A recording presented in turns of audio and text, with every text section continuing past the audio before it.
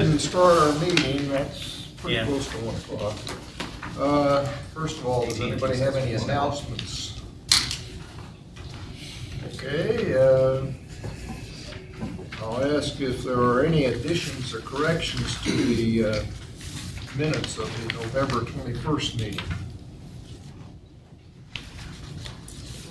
We have a motion from Mr. Anderson, do I hear a second? Second. And a second from Mr. Gibson. All those in favor of the motion signify by saying aye. Aye. Any opposed, nay. The minutes are approved. Now we'll call on Ms. Ice for our treasurer's report. Thank you, good afternoon, and Happy New Year. It's our first meeting of the new year. You received in your packets both November and December statements, and the numbers that I will review are the December statements, since those are the most current numbers that we have. Looking at the cash graph, cash is at $10.2 million, and this is a decrease over the prior year of about $1.4 million. Of that $10.2 million, we talk about different numbers that make up that amount, and $6.5 million of that is the board designated cash and investments. We have a large piece of that is investments and earning some additional money each month. When we go to the next statement, which is the statement of net position, the current assets, under that category, you can see from the prior month that there's been $1 million transferred out of investments up to board designated cash. And that's due to, we had a Cedars that matured in December, and so we took that out of the investment line and moved it up to the designated cash, still resulting in $6.5 million. Under the non-current assets, we have restricted cash of $9.6 million, and a large piece of that is the Residence Hall bond money that is still sitting in there as we continue with the construction of that project. Total assets for December 31st are at $133 million. Total liabilities are at $46 million, and the total net position is at $87 million. The next statement we review is the comparative statement of revenues, expenses, and changes in net position. And we always look at the difference column comparing the 2 years. Total operating revenues have increased by a little over $300,000. Total operating expenses have increased by about $1.9 million. And I talked a little bit about scholarships before. You can see that they've had an increase of a little over $500,000. And when I looked at the numbers in there, there's about an additional $200,000 in institutional scholarships because of some of the changes we've made on some of the policies there, which is great for the students. It's some additional scholarships for them. But I also noticed we had a little over $30,000 more in donor scholarships and about $46,000 more in foundation scholarships. So all of those flow through to the students, which is really great news.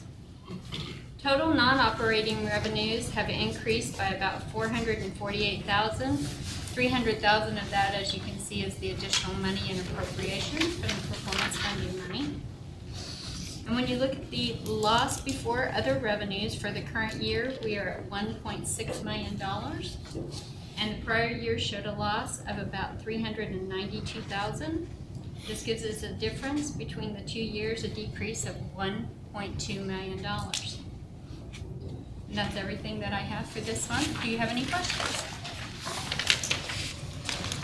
If there are no questions, the chair would entertain a motion to approve Ms. Ice's report.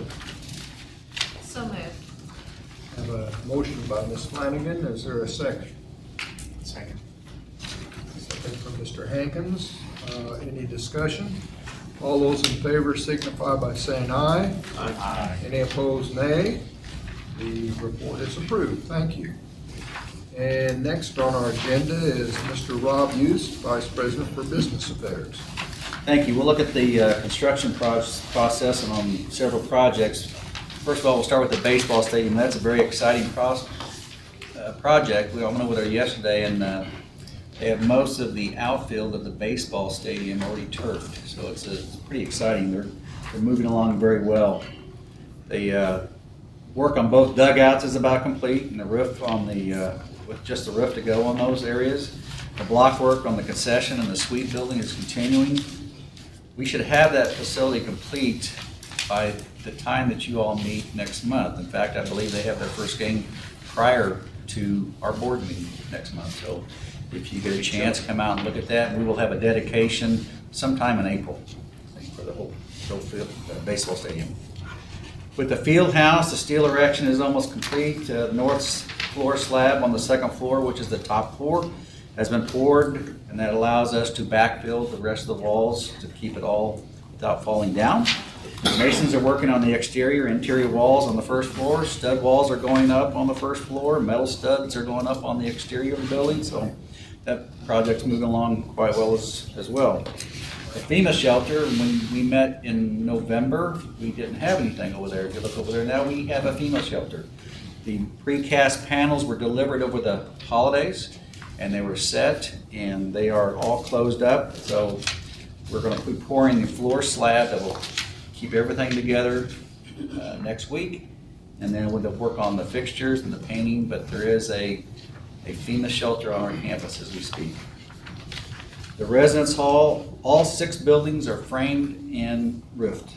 2 of the buildings have fixtures and casework in them. In fact, we should have those in our possession sometime probably next month. Now, we're not going to occupy them. We're not going to put any students in there, but we can show people those facilities. It is still a construction zone. The internal stairs have been installed. The external walkways are complete, and the concrete decking is being poured.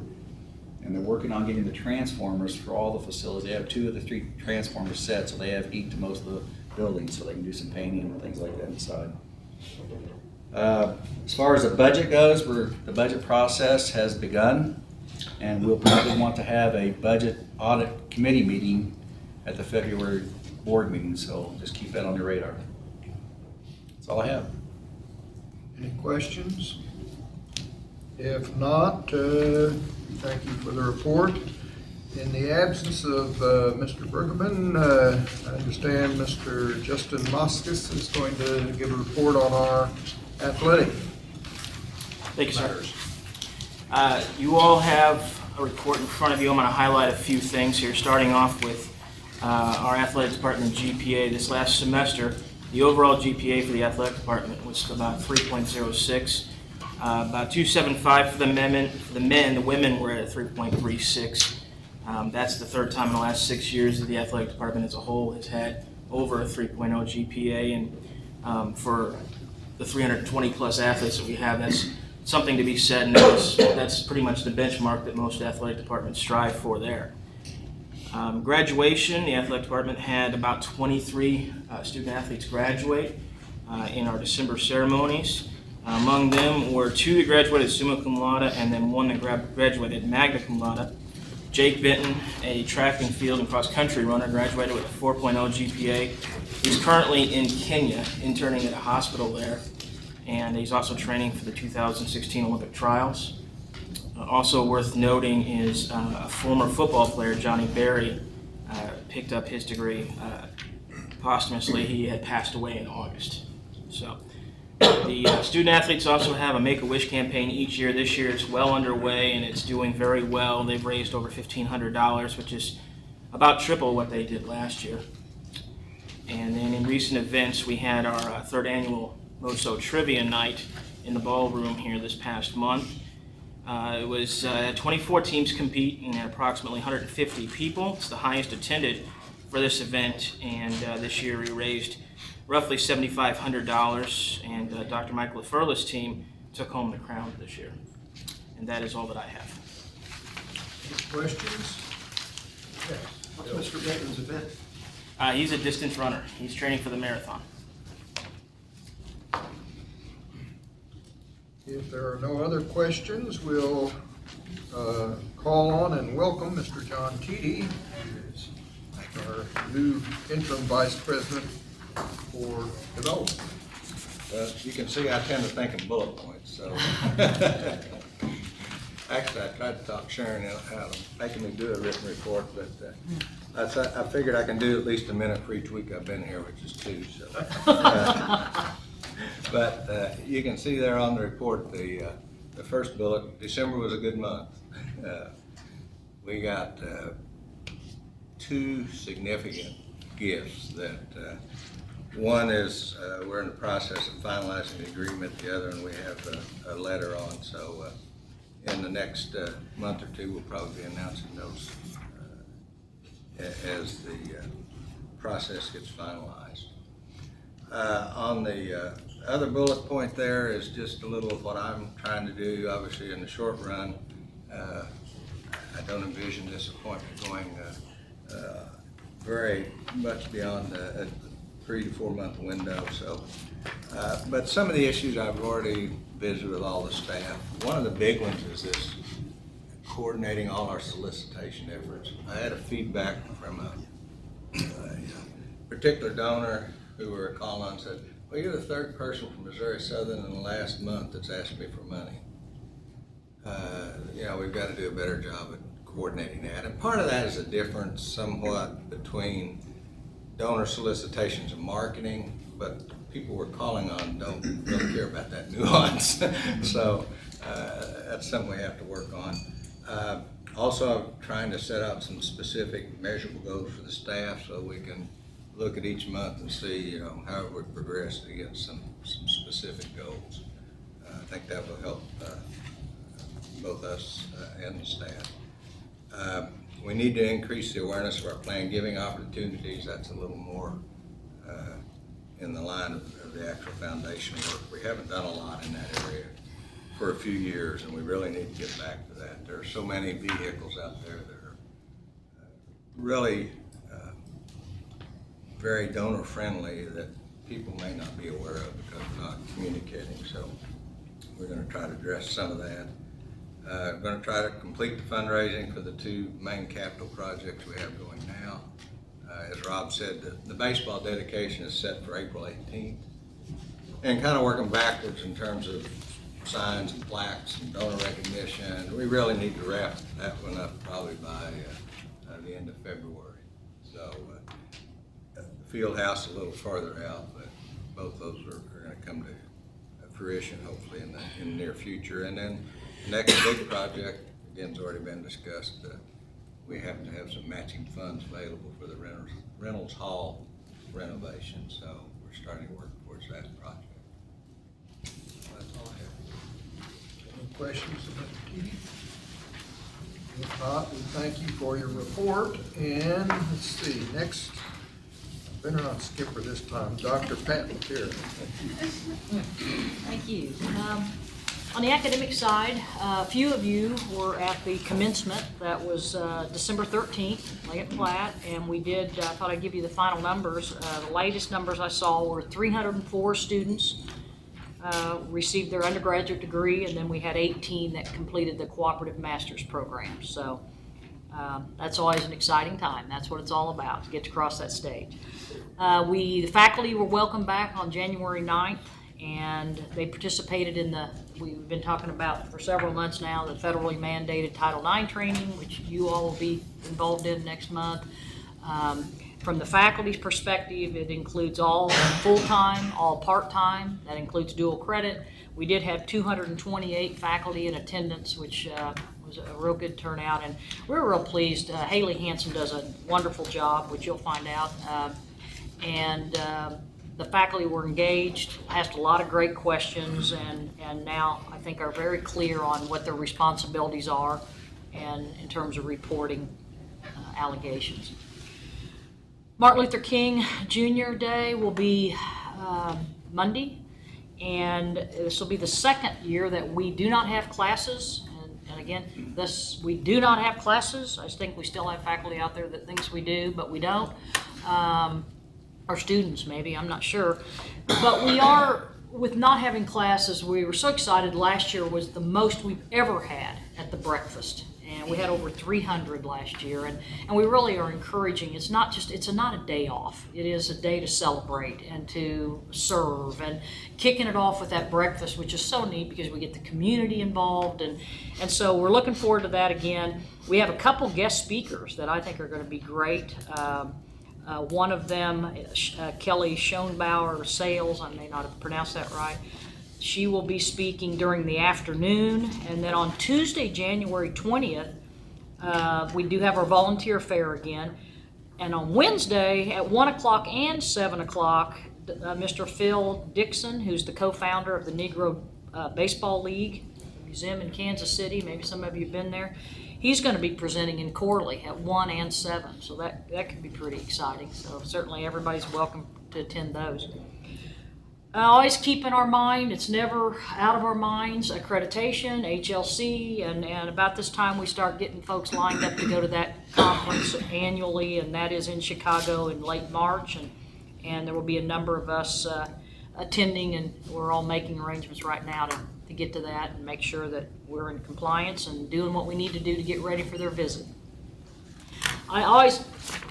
We are so excited, Crystal and I, that we started this newsletter, and every semester so far we've been fortunate to get this out, and I've been amazed. It's not difficult to fill this, and we know what the faculty are doing in the classroom and advising and committees, but every time I read this, I think, wow, I'm so impressed with what our faculty are doing in terms of publishing or presenting or representing us at various levels on committees and leading students.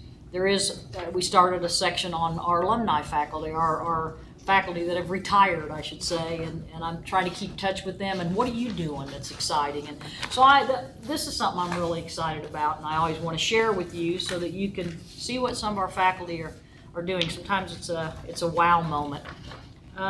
We do have a couple new faculty. Natalie, yeah, that's not a misspelling because I thought it was, Grecu. In communications, Lucinda Shearman in dental hygiene. We did have a resignation of assistant professor in management, Blake Nielsen. And then Dr. Wendy McGrain, as most of you know, who's our library director, she's here today, is going to be interim associate vice president of academic affairs / vice provost, Crystal Lemon's position, effective July 1st. So those are some of the changes we've had in staff. Any questions? I just would like to reinforce the program that you scheduled for Phil Dixon. I'm bringing him to Monette the night before. Oh, And well, good. by happy chance ran into his program at Carthage, and he's making it a point to visit 90 different communities that the Kansas City Monarchs barnstormed in the 20s and the early part of the last century. And his presentations are really, really good. He'd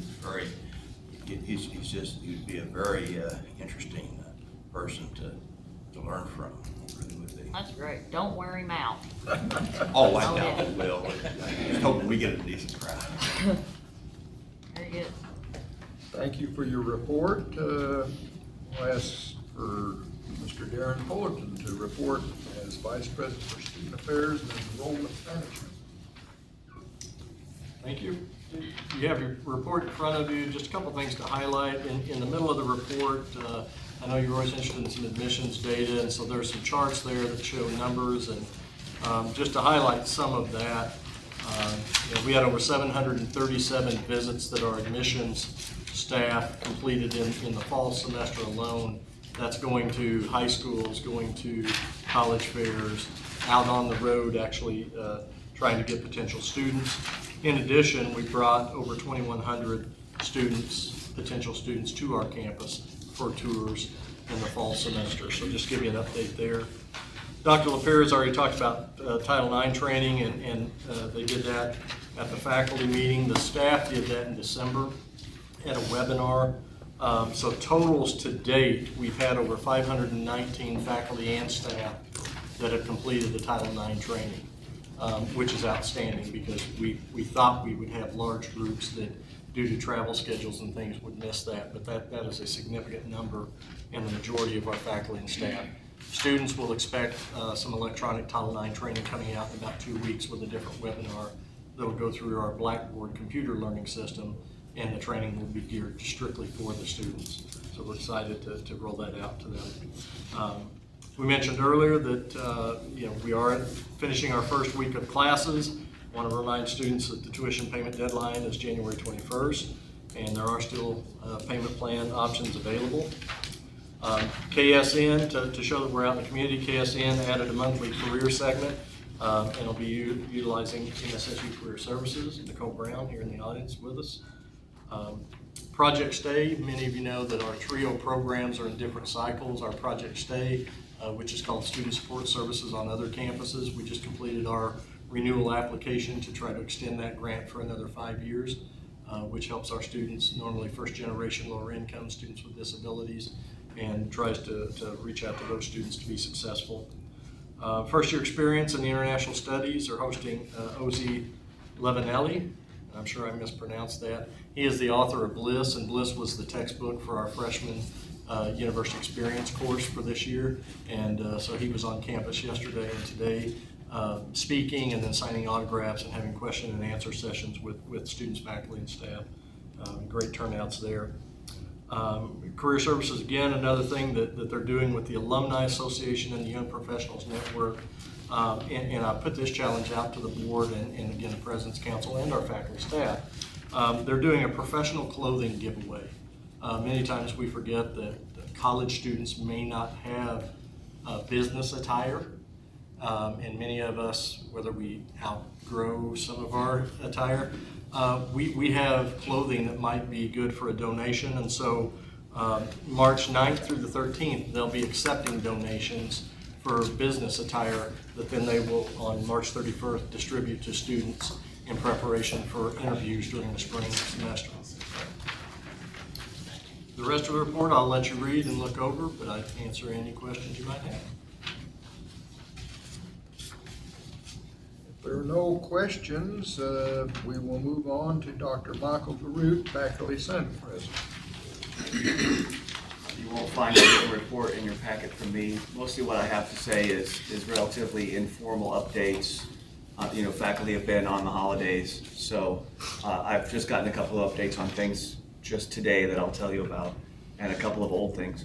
So in December, Governor Nixon was here, and in Dr. Marvel's report, there's some information about that. My informal thing to say about that is that Crystal Lemons and I spent 2 days fretting over the report that we're going to give to the governor. And as it turned out, we never actually got to give him the presentation. That seems to be par for the course. But I did lead him through the rooms in Reynolds Hall and showed him, along with Crystal. And I was a little too preoccupied to notice, but it was reported to me that the look on his face when, he spent some real time in the chemistry stockroom, just kind of walking down the aisles and taking in the condition of, or the lack of quality of the condition.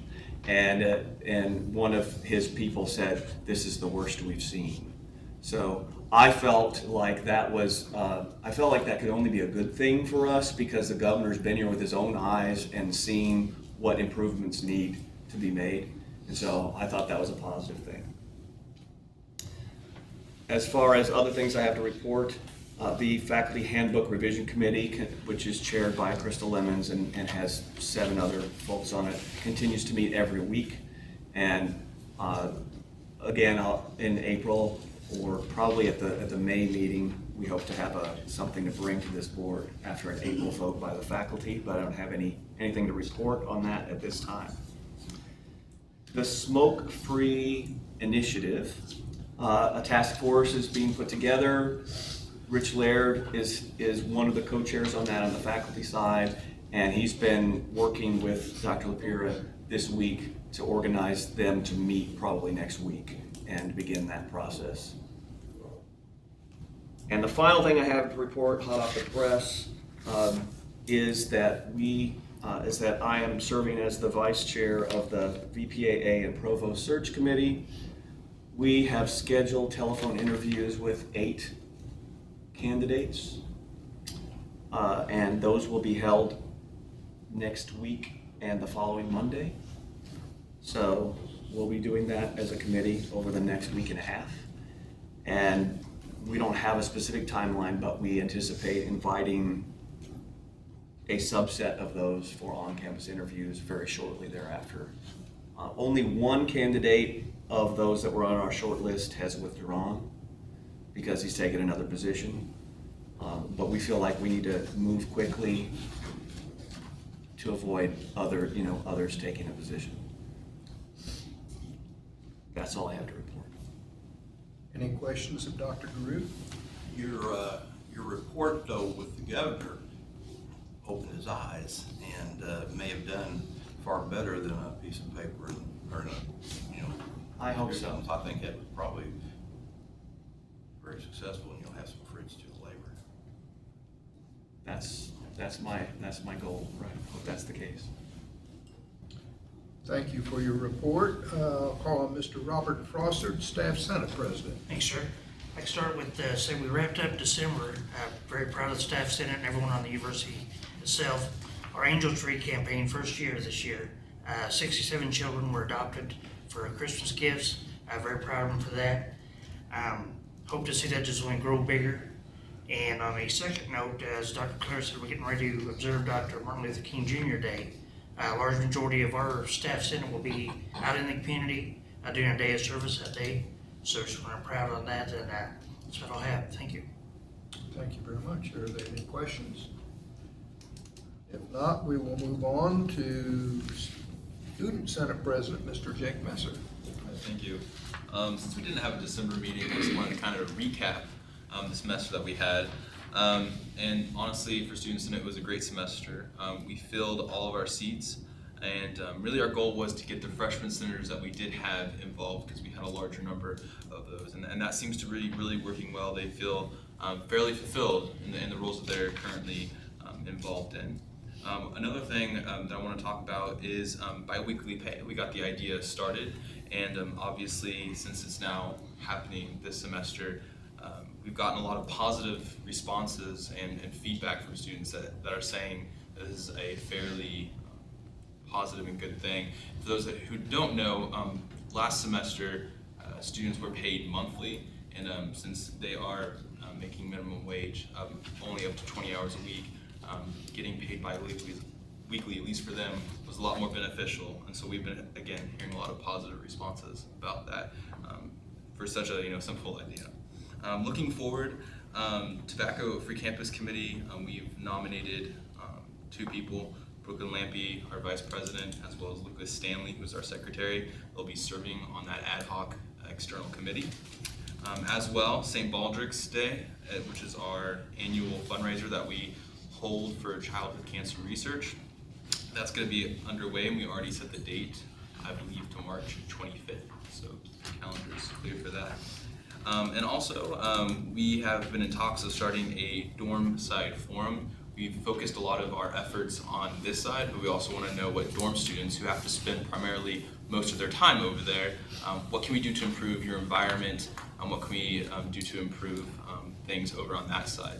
So that's really what we're looking at for this semester. Is there any questions? If there are no questions, we thank you for your report, and I don't believe any of the board committees have met since our last board meeting. So I will, at this point, call on Dr. LaPira, who I understand is going to give Dr. Marvel's report, since he's not here. Yes, that is correct.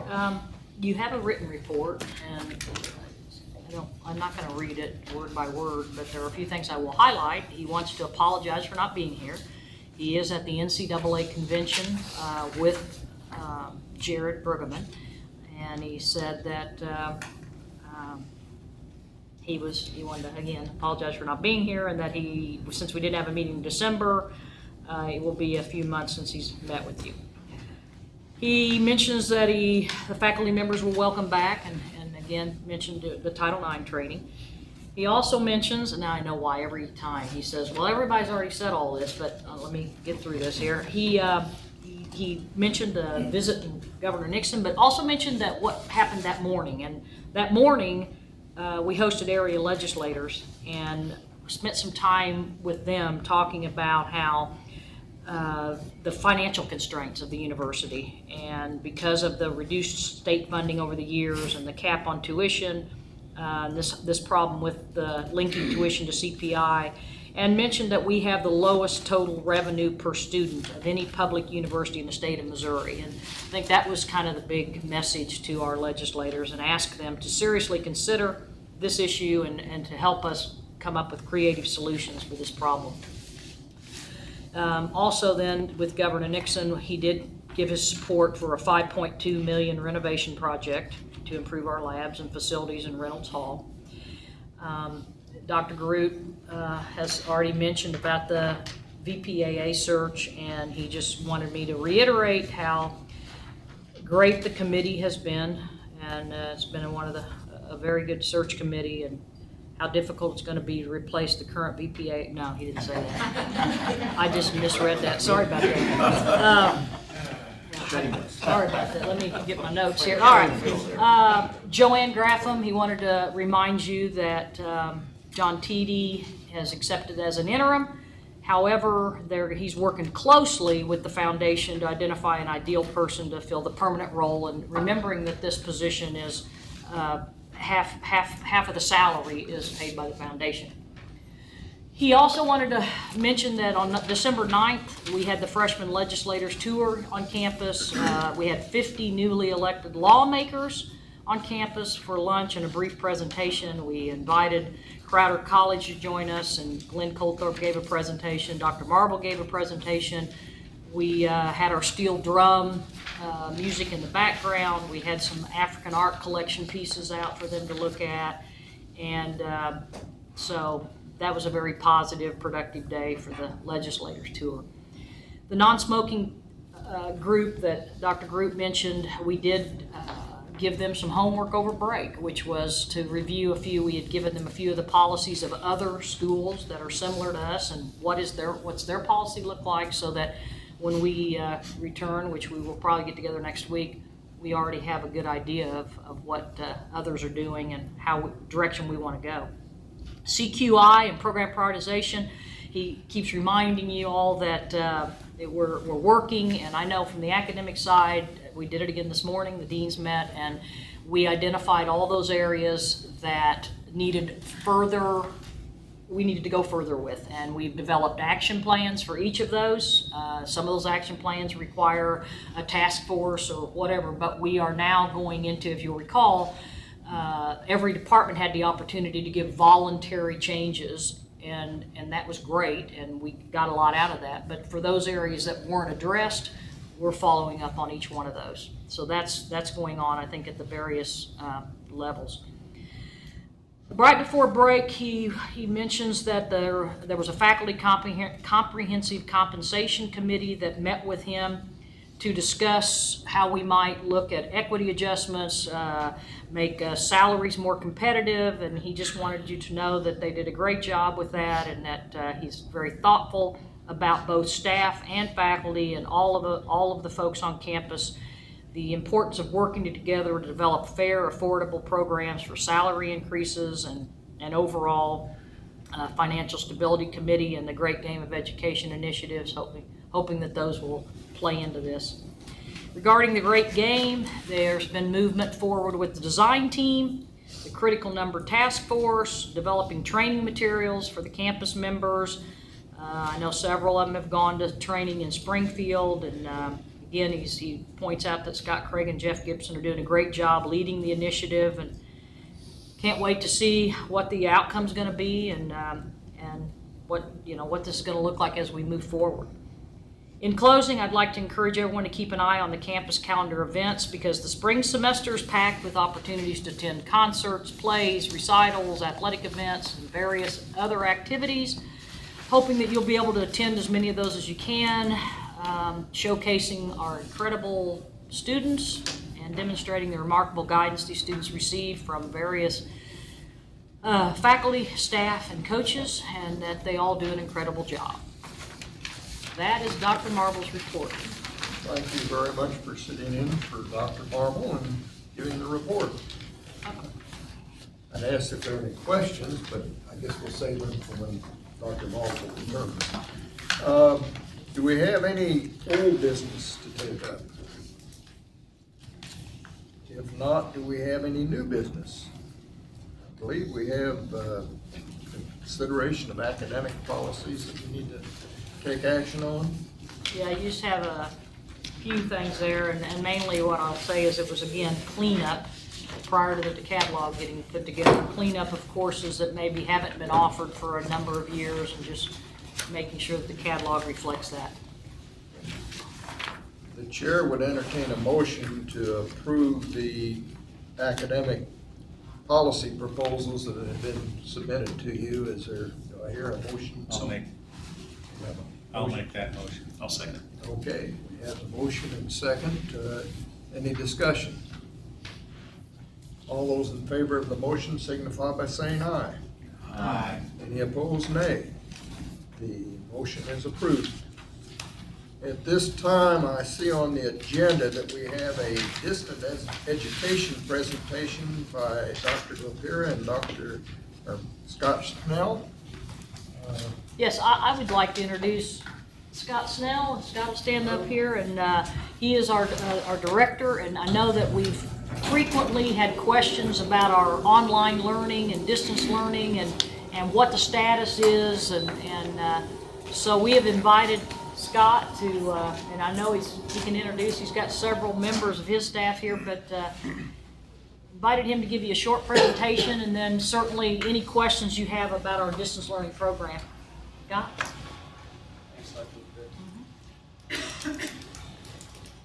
Hello everyone, thanks for having me. And I moved this up because my eyes aren't so good, but maybe I won't go so far if I can see this.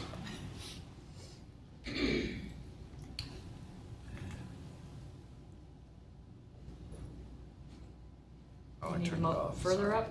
Can you see that? No, I think I'll be okay. Okay. All right, so this is me. Thanks for having me. I'm an alum, graduate in 1999 from the School of Education, and I went on and taught special ed 8th grade for 8 years and got my master's in instructional technology while I was doing that, and some computer certifications like that. And I left teaching in 2008 and found a job here as a Blackboard administrator, a Blackboard specialist. And since then been fortunate, and now I'm your director. So to start things off, everything online, most everything in online at Missouri Southern goes through Blackboard. And this semester we have 385 online classes, 69 hybrid or mixed mode classes. I'll explain that in a little bit. And we've got 891 traditional classes that may or may not be quote unquote enhanced with Blackboard, and I'll go into that a little bit later too. So you'll notice behind your nameplates, I've put a card for each of the governors, and it's got your name and it's got you a Blackboard username and password. And we've enrolled you each in our student orientation sites that are facilitated by our online academic advisors. So if you wanted to get in and explore a little bit about what Blackboard is all about, that would be You got a way homework already. for you to do that. Nothing mandatory. So what is Blackboard? Blackboard is kind of a website, and it's where students can go to see their courses, their course announcements. They can read information, they can access documents and PowerPoints.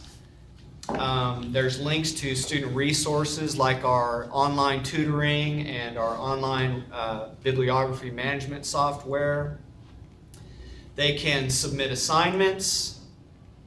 They can participate in discussions. They can take tests. They can check their grades.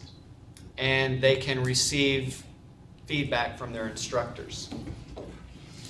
Our online classes, most all work is done via the internet. Students rarely, or they never have to come to campus, except in some cases where we've got classes where student identity is a little bit more important than in other classes, and those classes require students to come to campus to take their tests in person where they have to show an ID. If the students are beyond a certain radius, then our Office of Distance Testing will help those students find a proctor in their area. So some students do have to do something other than internet work, but most don't. The hybrid classes, the bulk of the work is completed online, usually in Blackboard, but the class will meet periodically, maybe once a week, once every 2 weeks, maybe just once a month.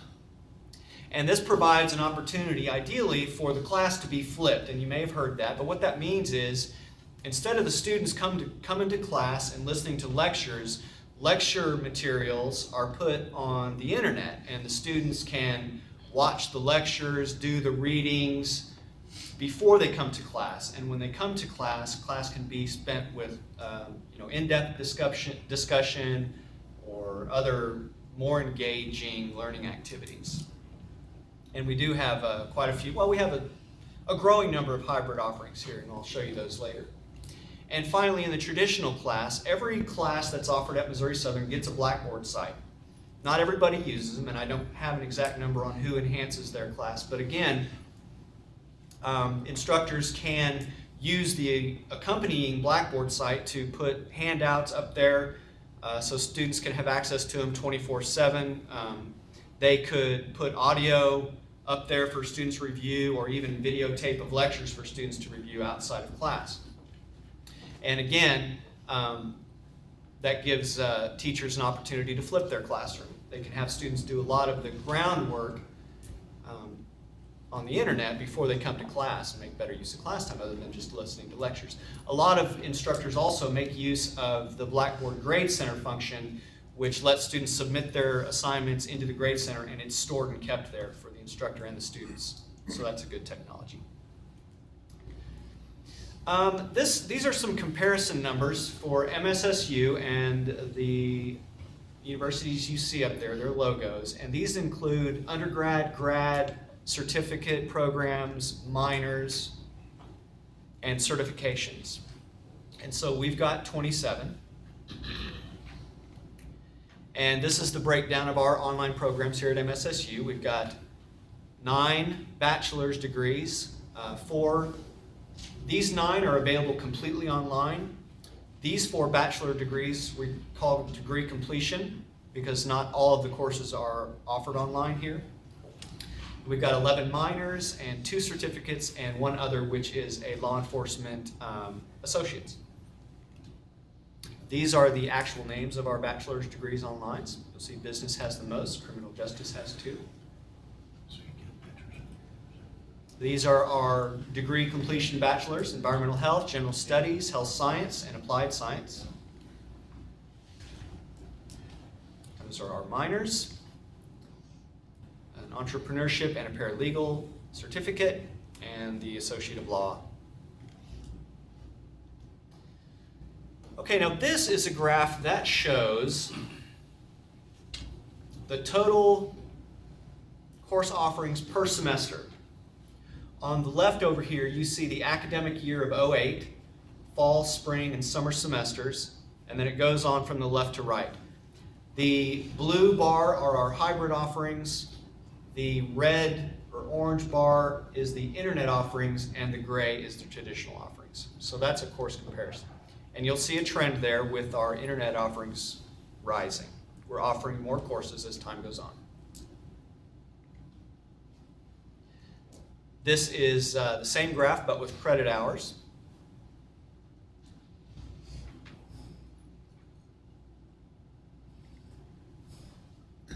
And here you see a breakout of classes for a few departments. I went ahead and did this for a few departments. This is the School of Business. And as you can see, looking left to right here, that their internet offerings now outnumber their traditional offerings. And they also have a large, they also have a large growth in the blue, the hybrid offerings. This is criminal justice, and you see a little bit of a reverse trend here. I think criminal justice, they jumped in at that spike there with the online, and I think they found that their students prefer a hybrid or a traditional method to a totally online. And this is teacher education. Teacher education has kind of historically been anti-online, but you'll see here even they're getting in the game. Now for our online general education courses, what we've done recently is we have hired a faculty member to build a master template for not all of the core curriculum, but at least one from each area. And so for those Psych 100, kinesiology, those core classes, we now have a master template. And enrollment is tracked each semester. And when the online course fills, we'll ask the department to roll out another one. And so the courses are all the same, pretty much. They're usually taught by adjuncts, or in many cases they're taught by adjuncts, but they're developed by MSSU faculty. And because of that, I think you'll see this, this is our general ed courses here. You'll see this large rise here.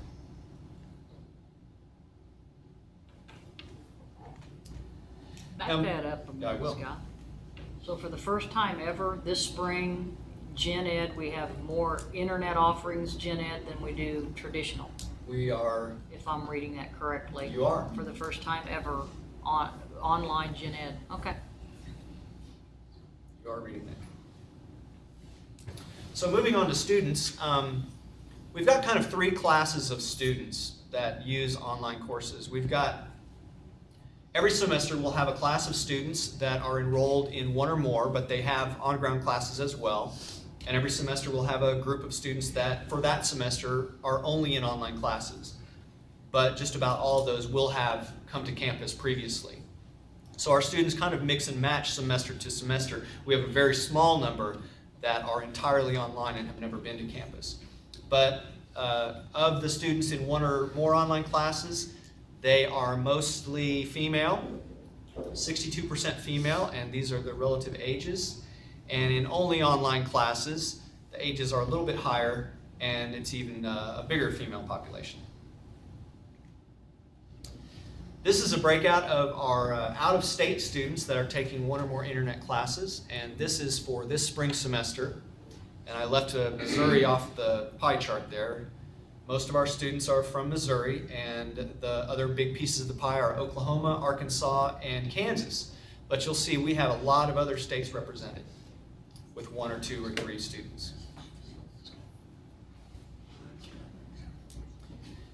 Now this is a breakout of our students in one or more online courses by zip code, and we're very regional. The further we move out, the fewer number of students we have.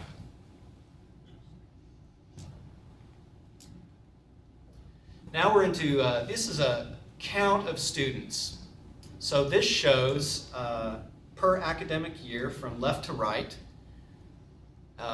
per semester, the number of students in one or more online courses. The blue bar is fall, the red is spring, and the gray is summer. So we peaked kind of back in 10, and then we dipped towards 12, and kind of since 12, I think we're trending back up. We look a little flat, but I think we're trending. And if you remember, these student numbers kind of take a dip, but with the credit hours seem to kind of stay flat all across that chart. So we may have a smaller number of students, but maybe taking more courses online. And this is a count of students taking only distance classes. And you'll see here that, again, we've got a spike around 10, and we've dipped down, but I think we're coming back up. But here you'll notice the summer numbers. More students take only distance classes in the summer than do students in the fall or the spring. Now this is that smaller number I was telling you about. These are students that have never, ever, ever taken a class on campus. And what I like here, and what I mentioned to Dr. Lapira a while back, was the institution invested in an Office of Online Academic Advising. And I told Dr. Lapira that I think that office has the chance to really zero in on students that don't come to campus at all, that don't have faculty advisors yet. And we see a jump here lately, and we'll work to keep that high, but I don't know exactly the cause for that, but I'd like to think that perhaps the Office of Online Academic Advising has something to do with that. And now we just work to keep them. Because who knows, these numbers are end of semester counts, And maybe every semester at the beginning it's up to 60, it's 60 and 50, and then by the next year it's back down. I don't know, we'll see. But we'll work hard to keep those students. And speaking of keeping students, this is a comparison of students in one or more internet classes, and this census number here was the head count at census, and then this number here is the head count at the end of the semester. So we start fall of 2007 and go through the semesters, and we end up here at spring of 2015. And so in the fall semester, we lose on average 310 students. These are our percentages over here. These are students in one or more internet class. Spring, on average, we lose more. What I like about this, though, is that lately we see a pretty good number. Below the average across the board for fall, spring, and summer. And this summer number here is real good. So for this last summer, we only lost 83 as opposed to a lot more previously. So that's good. Scott, if I'm taking 3 internet classes and you lose me in 1, am I up there, or you have to lose me altogether? That's a great question, and I think I would guess that if you go from partially online, you could still be in your on-ground classes, but we'd lose you here. Okay. Or you may have done a total withdrawal.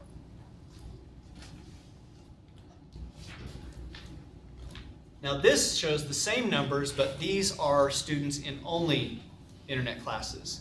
And the losses are a lot less. And we didn't have a good fall here. We kind of lost a bunch more than normal there. But the rest of the time, I think we're trending in the right direction as far as keeping these students. Any questions about any of the data, or? Not that I can answer it, but. So I guess next I'll tell you about some exciting stuff that's going on. Dr. Grossbeck and Dr. Philibert, they've set up a partnership with Hochschule Ansbach in Germany, and this will be a German-American certificate program taught online, competency-based, 4 courses developed by German faculty, 4 courses developed by MSSU faculty, and Distance Learning's Diana Fordham is consulting on this. And this is exciting. I think this is kind of out of the box thinking on how to use Blackboard. And I hope we see more of this in the future.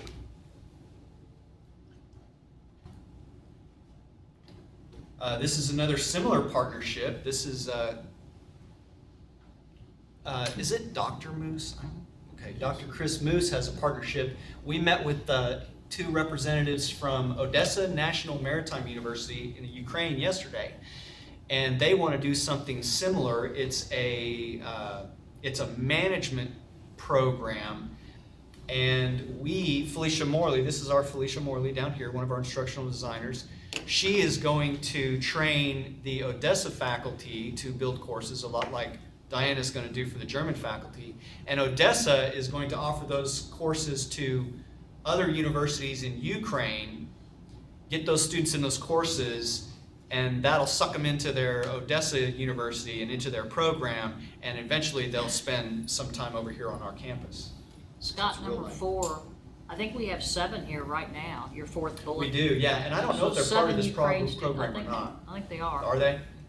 So they're moving that online. And the Ukraine faculty are super excited to learn Blackboard.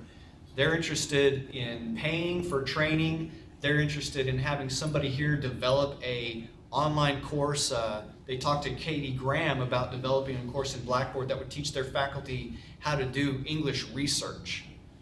And they're also interested in paying for what we've got developed that we use to train our faculty here. So that's pretty exciting. And kind of lastly, there's been some developments with accrediting bodies asking the schools, business and nursing, I believe, to align their program and learning objectives with their courses.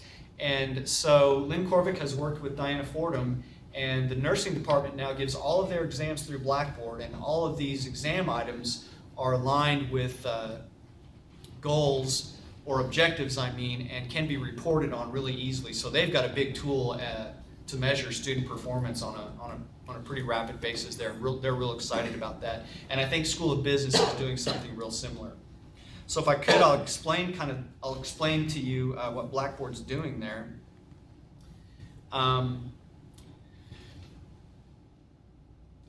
Goals, objectives, and rubrics. Okay, so the idea is that once a school has identified their goals and objectives, the faculty can develop a assessment tool or a rubric, and different projects can be assessed by that rubric. As a Blackboard administrator, we can put in those goals and rubrics into the Blackboard system. Those can then be aligned to a scoring rubric in a Blackboard class. When a student turns in a paper, the instructor can click this little link over here that says grade by rubric, and they get a couple of options here. The rubric pops up, and they can click on a point value to put the points for the objective there, and they can even type in their own feedback, and then they submit that. And then the student can, this is a student view of a graded rubric, so the student knows how they did and exactly why. And then an instructor can run this rubric stats report, which shows the student performance on communications goal 1.1.1. This is average student performance. This was the total points possible for that. So the teachers can see at a glance how the students are doing. These reports can be run for one assignment, or they can be run for all assignments that have been graded against this rubric. So there's powerful reporting tools that are now built into Blackboard, and the instructional designers and School of Nursing and School of Business faculty, I think, are getting pretty excited about making some use of these. This is another report that shows different data, average, median, mean, for the same thing. Lastly, as far as Blackboard goes, Blackboard's now got a retention setter, and these have it has columns that can be customized by the instructor to say, show me a student's name when they've missed a deadline, or when they haven't logged in a while, or if they're spending a lot less time than the rest of the class. These are all customizable, and once a student meets that criteria, they'll be dropped into this dashboard. So it's kind of it's a retention dashboard is what it is. And so this is what the instructor can see. They can see names that have been identified as being at risk, and then more specific data to the left. And from this window, they can easily email them and advisors. So it's a nice feature. And last is the Blackboard calendar has been updated, and this is a single calendar that shows if the instructors have put due dates in their sites, all the due dates for all the classes that a student's in will show up on this calendar. So it's a nice organizational tool for the students too.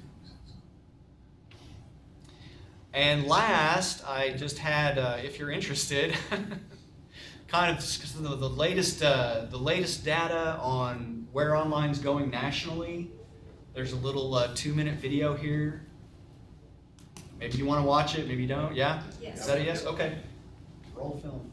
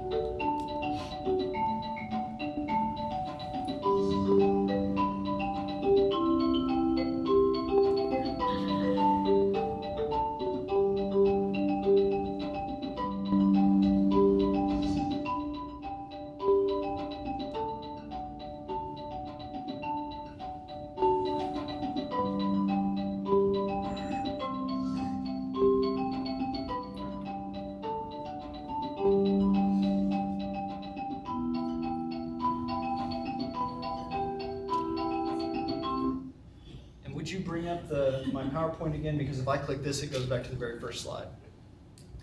Thanks. So one thing that's interesting, the growth may be plateauing, but it's still outpacing traditional, and it's still a larger percentage than traditional. One thing that I thought was interesting in that video, and I believe it's there, it wasn't in the video, I mean, it's in the report, but not the video, but only 30% of academic officers believe that their faculty accept the value and legitimacy of online, lower than what was recorded in 2004. So even though academic leaders recognize that learning outcomes in online are same or better than face-to-face, there's still skepticism among faculty. I thought that was interesting. And it's even gotten worse since 2004. Let me show you this here. Total online and annual enrollment growth. This is by that same company there. So you'll see the blue line.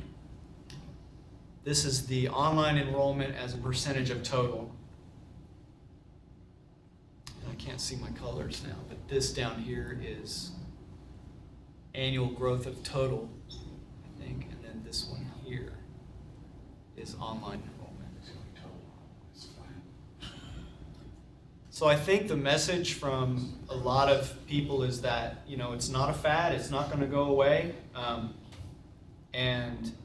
but it's not going to replace anything either.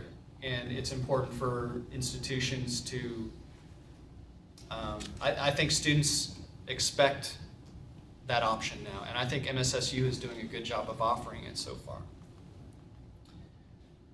So that was pretty much it that I had. Questions? Yes, I know a few years back there was a lot of tension among faculty about distance learning and trying to pour more resources into online. How do you think the atmosphere, the acceptance is now? We're about 5 years. I've been kind of tracking for about 5 years. You mean since my predecessor? Yes, there was a lot of resistance, I believe, at that time. What do you think, Dr. Cragen? I would agree that she probably sent back the distance. I can't speak, I better. Well, I hear from a faculty might be a good idea. Let me rephrase my question. Do we think that faculty is coming along to accept this compared Yes. to 5 years ago when there was a lot of resistance? I think so. Yes. And we see more people involved in hybrid courses, for example.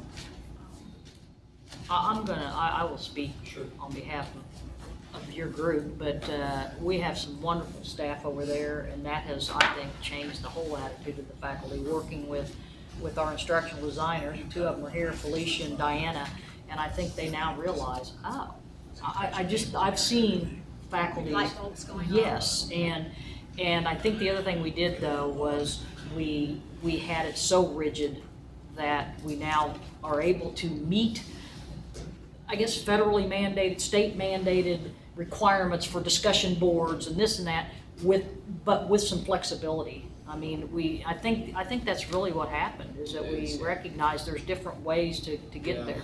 And I think Dr. Kroll's plan was to build an online university, and she didn't consult existing departments or faculty. You know, I think that was a mistake. I mean, our online presence has to be in line with our mission, and it has to grow through students and faculty.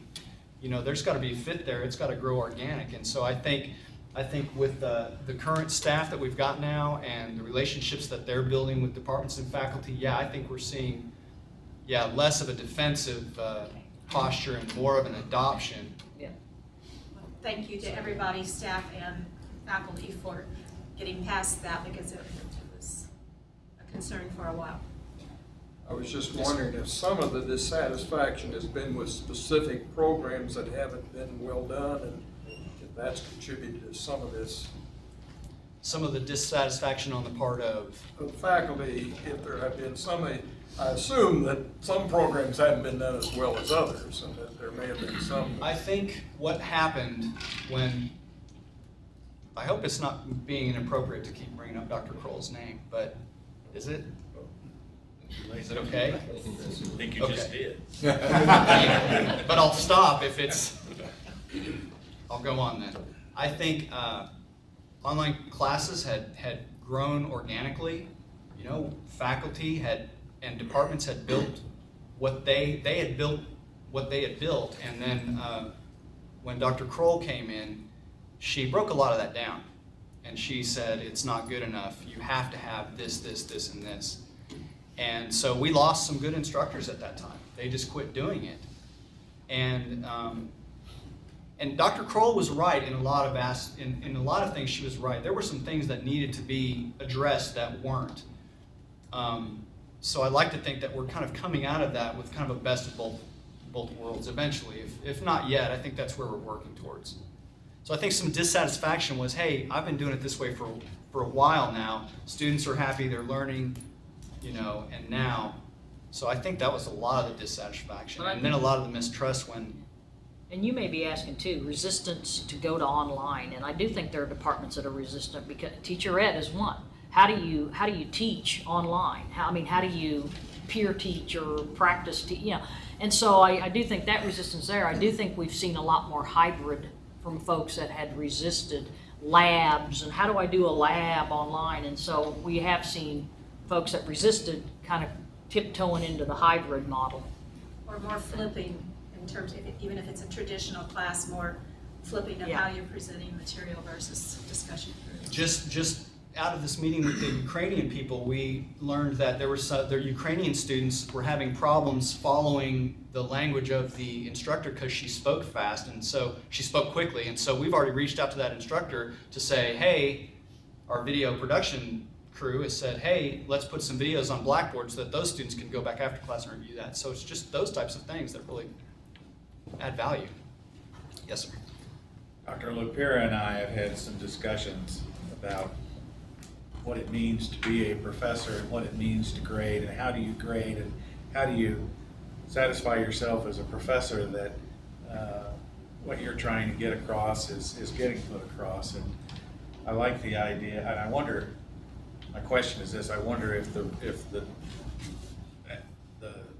development of rubrics and getting those online and having everyone understand that, you know, these are the goals, these are the things that you have to explain is part of the reason that people are becoming a little more accepting of the online course within the faculty realm in terms of, yes, we can do it, yes, we can grade it, yes, we can tell you that what those folks are learning online is as good or better than what they would be learning in a classroom.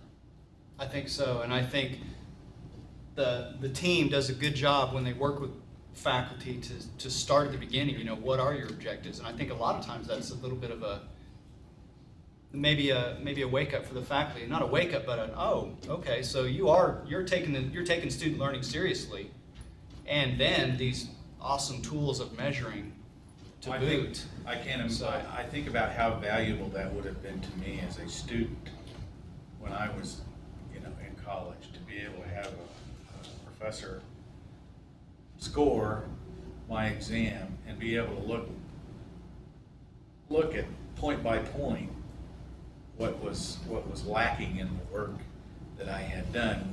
You know, when we were in law school, we called that the Christmas tree, and we kind of learn how to do that, hopefully, by the time you get out of law school. But it sure would have been great to have had that from the very beginning as an undergrad. It's an outstanding tool, and we are heavily pushing its adoption and use. So. Yes, sir. This is a very eye-opening presentation to me. I just want to thank you for making it today, because it's been very informative to me. Some things, being relatively new to the board, that opened my eyes and made me understand better what we're doing with some of this stuff. So thank you. Oh, thank you. Thank you. Very cool. This right here is part of what you this is basically a retreat material. That he's just presented to us. That's So cool. we Do what, have Rod? It's retreat material. Oh, okay. Really, in my years doing this, and it's very valuable to see what the underbelly is of this thing. My question to you is where do you see this going? Because that last graph showed you showed the ability of growth in billable hours online. I not think it's gonna in be an class. out of the box projects like these, like what business is doing and with these partnerships with Ukraine and Germany. I think there's potential there. Using it other than for the normal MSSU catalog is kind of my point.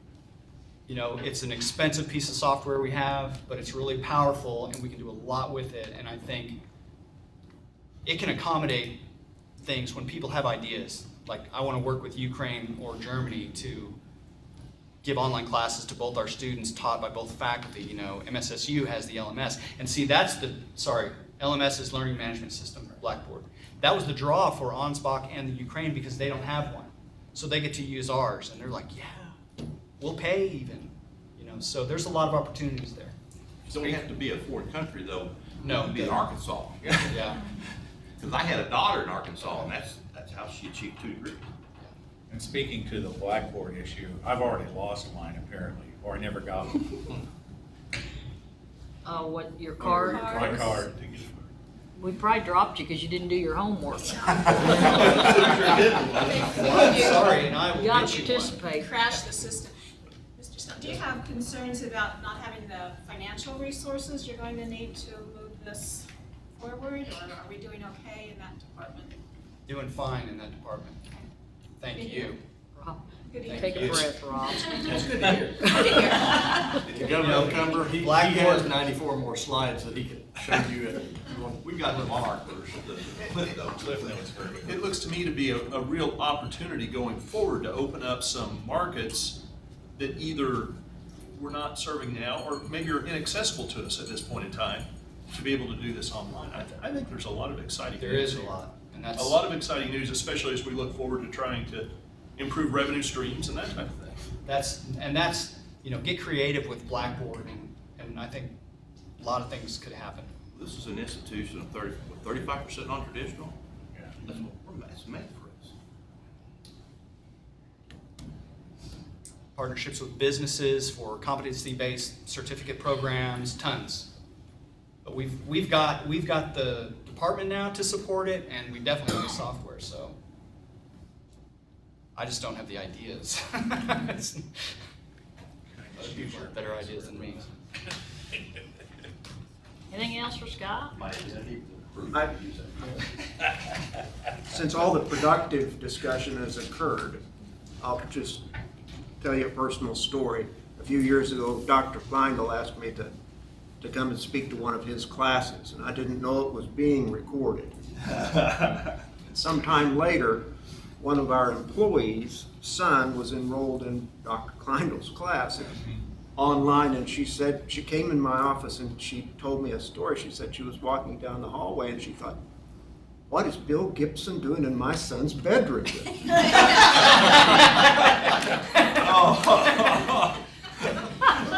And the rest of the story? Mr. Messer had a question. Oh, Yeah. yes. Looking at it from the student end, I know that a lot of students do appreciate the availability of these online classes. However, some students have, specifically remarked to me maybe about the initial usability of Blackboard, and sometimes the navigation seems a little bit blocky, and there's hiccups even within the system for submitting tests and things like that. Can that be fixed through MSSU's part, or more so Blackboard's in a user interface? The hiccups, there's going to be hiccups every semester, I think. And the user interface, we don't have a lot of control over. We use what Blackboard has provided for us.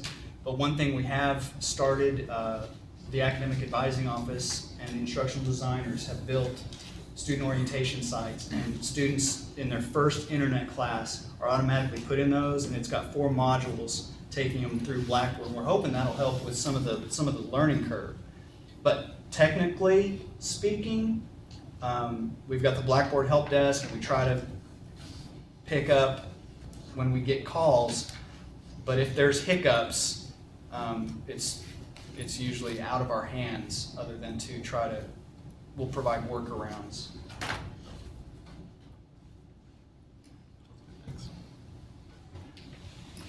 Any other questions, comments?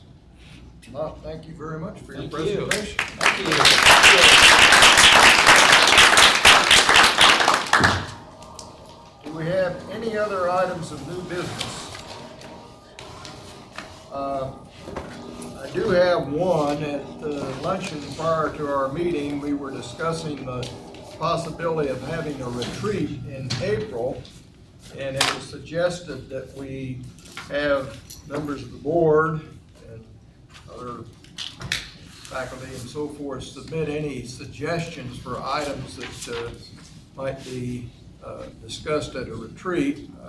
Obviously, just mentioned our presentation on distance learning.